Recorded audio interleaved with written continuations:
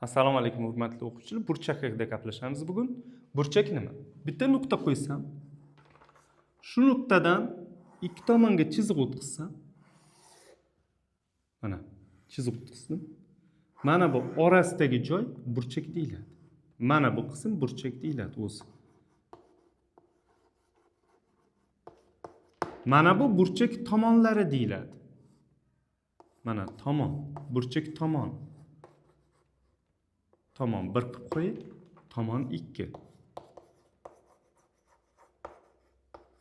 Mana bu nuqta burchak uchi deyiladi. Bunda qilib qo'yaman buni.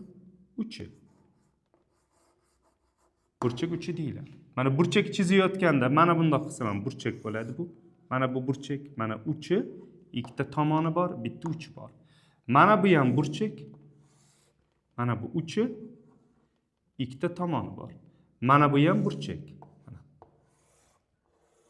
Burchakka uchi bu ikkita tomoni. Mana bu burchak. Bunda bu burchak. Mana. Bunda qo'y, mana bu burchak, o'lchanadigan joyi mana shu burchak. Demak, burchak uchi, ikkita tomoni ichi, ya'ni burchak o'zi. Ikkita tomoni burchak uchi, burchak. Mana ham burchak tushuntiraman. 3 burchak turibdi. Mana burchak uchi bo'ladi. Mana bu tomoni, mana bu burchak o'zi. Bu yoqda ham mana bu burchak mana.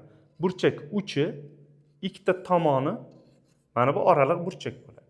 Burchak ikkita tomoni, mana bu uchi bo'ladi, mana bu burchakning o'zi bo'ladi.